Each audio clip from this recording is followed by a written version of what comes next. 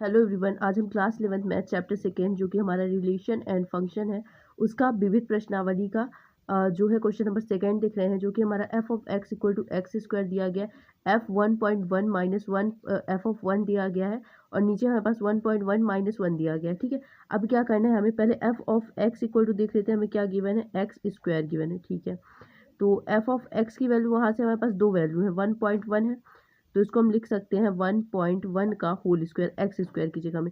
Second value जो है F of one है, जिसकी जगह में हम लिख सकते हैं 1 का होल स्क्वायर लिख सकते हैं। अब इन दोनों वैल्यू को उठा के यहाँ पे पुट कर देते हैं, क्योंकि हमें F of X equal to क्या लेना है, एक्स स्क्वायर लेना है।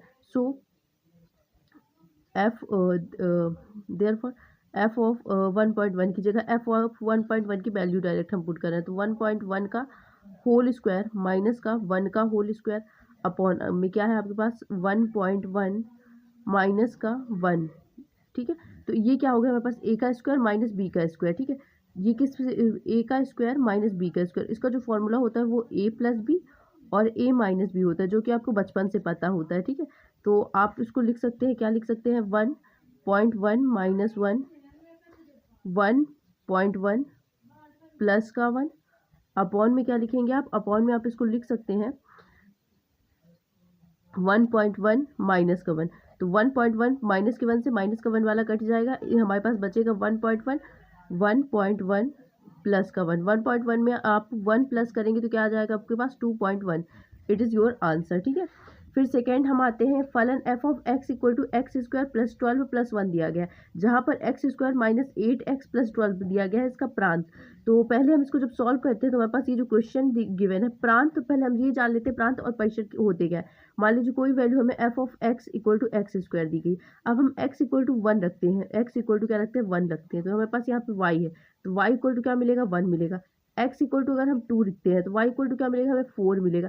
यानी कि ये वाली जो वैल्यू होती है ये हमारा प्रांत होता है और ये वाली वैल्यू जो होती है वो हमारा परिसर होता है। ठीक है, ये इस पर लाई करेगी, जैसे 1 लिया तो 1, वो आपने को डोमेन बनाने वाला मैंने अच्छे से बता रखा है। अगर आपको नहीं समझ में आता तो आप कमेंट करके पूछ सकते हो। ठीक है, ये समझ में आया आपको, ये हमारे पास क्या होता है, प्रांत, ये परिसर। ठीक है, तो एफ ऑफ एक्स की वैल्यू क्या दी गई है, X square plus 12 plus 1 upon x square minus का 8x प्लस का 12।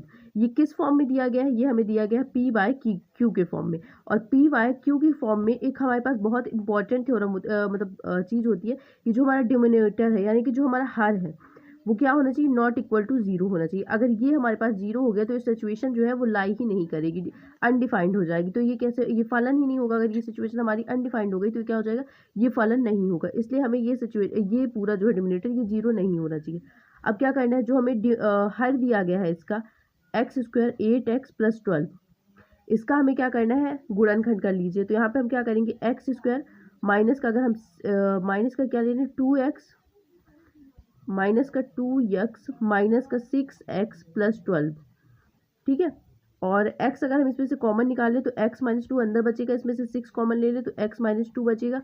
ये हमारे पास x माइनस 2 और x प्लस 6 आ जाएगा। ठीक है, अब अगर हम x माइनस 2 इक्वल टू 0 रखें तो क्या आएगा हमारे पास, x इक्वल टू 2 आ जाएगा, और x माइनस 6 इक्वल टू अगर हम 0 रखें तो x इक्वल टू 6 आ जाएगा। अब मैंने आपको बताया कि इसमें से अगर हमारा जो q है वो नॉट इक्वल टू 0 होना चाहिए, लेकिन अगर हम इन दोनों वैल्यू में से कोई एक वैल्यू भी हर में रखते हैं तो हमारा जो हर है वो किसके इक्वल हो जाएगा, 0 के इक्वल हो जाएगा। इसलिए हमें क्या करना है, हमारे पास जो x इक्वल टू 2 और x इक्वल टू 6 वैल्यू हमने प्राप्त की है वो क्या है, पर ये जो फलन हमें गिवन है, पर फलन परिभाषित नहीं है, इनडिफाइंड है। अगर परिभाषित नहीं, क्योंकि अगर ये जो हमारा हर है वो 0 के इक्वल हो गया तो परिभाषित नहीं होगा, तो इन दोनों के कारण ये परिभाषित नहीं है। अतः हमें इसका प्रांत कैलकुलेट करना है, तो हम लिखेंगे अतः फलन जो है हमारा उसका जो प्रांत है, प्रांत संख्याओं, कौन कौन सी संख्याओं, संख्याओं 6 व 2 को छोड़कर सभी वास्तविक संख्याएं होंगी, छोड़कर सभी वास्तविक यानी कि रियल नंबर होगी। ठीक है ना, वास्तविक संख्याएं हैं। और वास्तविक संख्याएं कौन कौन सी होती हैं ये मुझे आप कमेंट करके बताएंगे। ठीक है।